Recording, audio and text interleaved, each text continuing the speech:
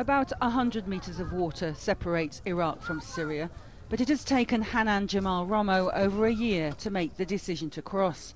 She and her family fled Damascus after their home was burnt down and tried to settle in Iraq. But despite the war and now the threat of US airstrikes, she's desperate to go home. Yes, we're scared of the airstrikes, but I miss my parents so much I need to go home. This is my son, he's 4 months old and they've never seen him. Sadir Mohammed is also going back. They left because her husband needed to see a doctor.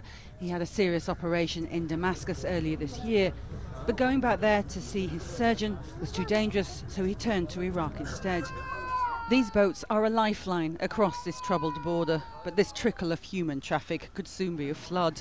The locals have heard that an exodus is happening from Raqqa, the main Syrian base for the fighters from the group, the Islamic State of Iraq and the Levant.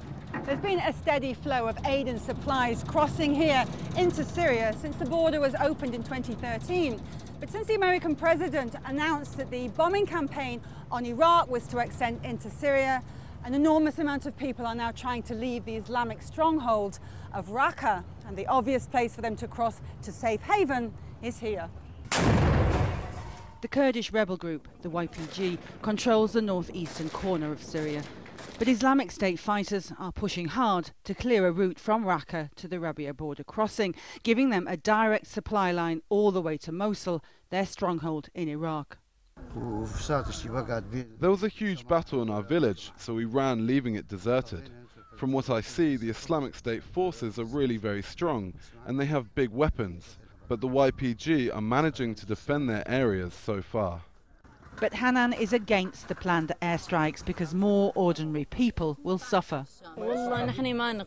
I do not accept that this is right. It will kill normal people. The rich people will get out, but the poor people will be underneath.